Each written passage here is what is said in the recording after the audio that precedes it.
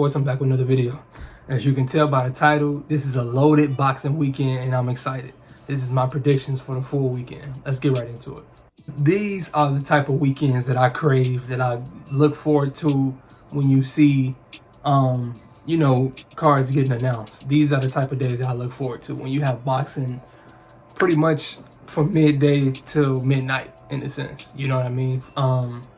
When you look at, so there's pros and cons with it, but when you look at it from the standpoint of Devin Haney fighting in Australia, we got the Claressashields card in the UK, and then we got Wild over here in the States. So let's just get right into it. It's prospects. I'm not going to touch too much on the undercards, with the exception of the co-main on all fights. But I don't know who's the co-main on the Haney card, but I'm going to just talk about the fights that I want to talk about. So let's get right into it. First thing first, Lorenzo Truck Simpson is on Devin Haney's card. We got to stay tuned. And for y'all that don't know about Lorenzo Truck Simpson, get into him. That's all I'm going to say. So yeah, he fights. I don't know if that's on the prelim or not. I haven't looked at the full ESPN, you know, lineup yet, but I know he fights on the undercard though. We got Gary Russell fighting on the Wilder undercard. But let's just touch right on to the, let's just get right into the co-main. So Anthony Durrell and Caleb Plant.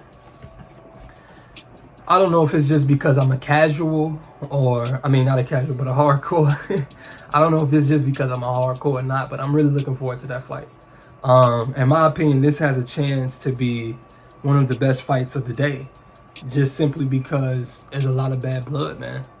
Just how it's so much bad blood within the ladies. There's a lot of bad blood here. Maybe not as much, but the tension is definitely thick between these two. Caleb Plant and Durrell do not like each other.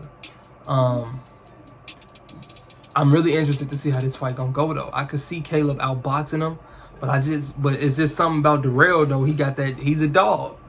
And I don't know if he was to make the fight rough for Caleb, how Caleb would react. Coming off the Canelo fight, he hasn't been active. I know he fought once since, if I'm not mistaken.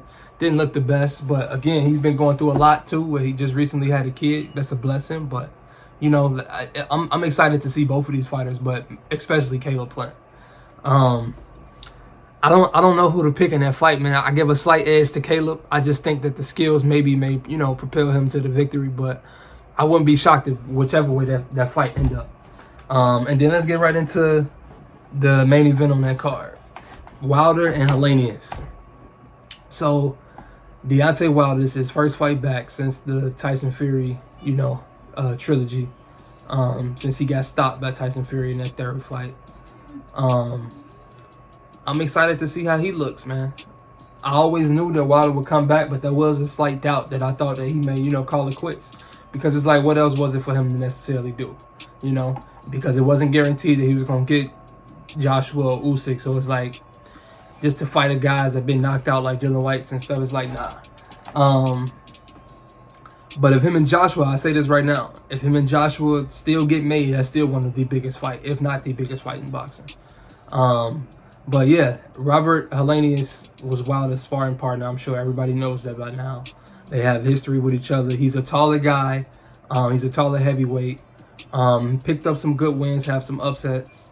But his fight with Gerald Washington and his fight with Kanaki are the two standout fights that, you know, that I really get a good knack for. And I just simply leave it as, these dudes can't take Wilder power, man. Fury is an anomaly. And I don't think there's nobody that's like Fury. And I just think that Helenius could be outboxing Wilder, but it don't matter. We've seen this so many times. It don't matter. Once Wilder connects on Helenius, which I think will be sooner rather than later, I think it's going to be all she wrote. So I think it's going to be a 4th or 5th round knockout for Wilder. But I am interested to see, you know, his punch resistance, just to see Wilder himself, just to see if he's still that same dog, still got that same look leading up into the fight. I'm loving what I'm seeing all the way up until this point. But the fight, obviously, is what counts. So I'm excited to see my boy back in the ring, man. I like Robert, I do, but I just think that it's levels, like we say all the time, especially in boxing. And Wilder is an elite heavyweight, especially of this era. And I don't see him losing to Helenius. If he loses to Helenius, I think that we've seen the end of Wilder. I think any version of Wilder that we have seen thus far beats, which has pretty much been the same Wilder, but any version of Wilder I think can get him past Helenius. So I want to see him take care of this. This should be a tune-up, stay busy type fight just to get the fans back in active in all of Wilder. And I want to see that Ruiz fight, man. If he can't get one of the big names, meaning Fury, Usyk, Joshua, I want to see Ruiz. Them the only 4 people I want to see Wilder fight. If he's not fighting them, you know, he might as well retire. Well, don't get me wrong, a Joe Joyce fight would be great too. But those 5 names, I would love to see an Andy Ruiz fight next. We all know that that's easy to make. So, yeah, we're going to keep it pushing. Wait, I will say this. I love Malik Scott, man. It's just something about Malik Scott. I can watch his interviews, just the intellect. I love listening to people that knows the sport in and out, regardless of any sport. And Malik is definitely a historian, and he knows his X's and O's, man, when it comes to boxing. I think he's getting Wilder right. I'm not saying that he's training or changing Wilder, trained to change Wilder, but he's definitely adding to his arsenal, I think, and perfecting, sharpening up, you know, critiquing some things. I got a lot of respect for Malik Scott. But yeah, let's get right into what's the next one. Devin Haney and Kambosos. Notice I'm saving the women last because I'm honestly most excited about that fight. I know what's going to happen in the Wilder fight. Kind of know what's going to happen in the Devin Haney fight. I'm interested to see them. They're co-main that main event on that for the women's fight. But Devin Haney and Kambosos, undisputed lightweight champion Devin Haney, 23 years old. Last fight was 50,000 fans. This fight gonna be 15,000 more on a U.S. style fight in terms of attendance. I think Devin Haney, this is gonna be a repeat. And if Kambosos wants to be more active, I think he gets hurt. I would love for Devin to stop him, but I need Devin to show me that he can stop Kambosos. I do have respect for Kambosos from a standpoint that he is a true fighter. He's gritty, he's tough, rugged, you know, all of that. But in terms of skill set inside the ring, he's not touching Devin. But his only chance is to throw, so he has to be more active. So I will only assume that his game plan will be to pressure Devin, to throw while Devin's throwing. Don't be second after the jab. He has to be first if I'm Kambosos' trainer. But I'm picking Devin Haney to win this fight. Now, how? I think it's all on Kambosos. I feel like if I'm Devin, I would come out and just jab him the same way I just did him. So what if it's boring? Everybody gonna dog Devin regardless. If he, you know, he's in a lose-lose situation with this fight. So my point is, Devin, just get out of this fight unscathed, get out of this fight healthy, clean. Most importantly, win the fight and come out healthy. And we looking forward to, you know, the Shakurs, the Ryans, the Tanks, the Lomas. We beyond Kambosos after this. So I want to see Devin just take care of his work. It is what it is. Like I said, if Kambosos come out with a different game plan, I definitely can see Devin rocking him. I can see Devin dropping him. I don't see Devin stopping him though. But I'm gonna go with 9-3 Haney. I do see it being slightly more competitive, but still a convincing win for Devin. I would like to see him go through a little bit of fire, from the fire meaning a little bit of resistance. Let him challenge himself some. That don't mean getting up off the canvas or getting hurt, but just let's see Devin, you know, just let's see something of Devin that we haven't seen. You know what I mean? If Kambosos bring that out of him, he might not bring it out of him. But I'm picking Devin Haney regardless to win this fight, convincingly. And now let's get into the women's fights. RP Queen Elizabeth. Just want to, you know, pay my respects to her. I was very hurt, you know, like as a sports fan, selfishly, when the fight got postponed. But I understand, you know what I mean?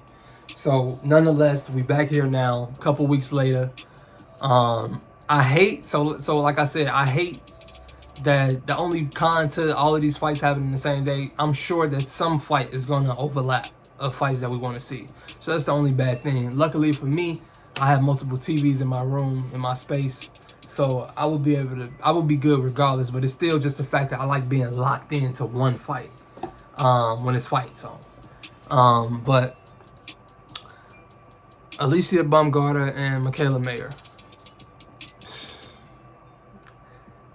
Anybody that's a casual that's watching this video, tune into ESPN Plus. What is the fight on? Is this fight on? No, it's not ESPN Plus. DAZN or is it Sky Sports? Either way, figure out what card is Claressashields versus Savannah Marshall and tune into the co-main and the main event. This is everything that you would want in a fight. I'm not going to sit up here and say in a women's fight, this is everything you would want in a boxing match for both fights. Both of these are championship fights, and these are elite fighters fighting. With that being said, though, I'm more torn on the co-main. I've gone back and forth, but I'm going to go with Baumgardner with a split decision. And I think the edge is going to be, I see her dropping Michaela Mayer one time. I don't know what it is. I'm excited for this fight. She got Tony Harrison in the corner. I got a lot of respect for Tony Harrison. And Michaela Mayer, she can box her ass off, man. She's skillful for sure. And it's razor thin. It's almost like a 53-47, kind of vibe for me. But I think that power, if Michaela just had a slight more bit of power, which again, she could shock Alicia and us, and, really shock her with some power and wake her up, respect her, make her respect her power. But I need to see it. I need to see it. It's something about Alicia that's, that I like going into this fight. I see her getting under Michaela Mayer's jab, and I think she's gonna catch her within the exchange. I see Michaela Mayer getting gunshot when she feels the power, and we're gonna see. Now what give me cause to pause is Alicia don't have the strongest resume. You know what I mean? But I do like the dog up in her, and I do just think if it's a nip and tuck fight, I think it's just something in Alicia that's gonna pour her out. If it's something that's just forget all of the skills and everything, it's just you'll want to. I think she may want it just a tad bit more than Michaela. But we're gonna see. I could be wrong. We're gonna see though. And then in terms of the main event, I'm riding with Claressa all day long. Am I excited for this fight? Yes, 100%. I'm so happy and excited that this fight is happening. It should have been happened over the years, but we here now. This fight happened before Terrence Crawford and Errol Spence at the end of the day. And this is a big fight. This is a super fight for me. I've been waiting on these people, these two to fight for the longest. They got bad blood, like I said. This is the only person who Claressashields has lost to. Which I went back and seen that fight. I don't know how Claressa lost that fight. But that's neither here nor there. This fight simply, I think that Claressa is going to win this fight how she won every other fight. I don't think that Savannah Marshall is on her level. Is Savannah Marshall a good fighter? Absolutely. Do she have knockout power? Absolutely. Is she big too? Absolutely. But I just think she's simply too slow in terms of hand speed and foot speed. And I think that that's going to be the difference right there. Claressa's speed, her hand speed, and her foot speed, along with her combinations, I just think will be way too much for Michaela Mayer.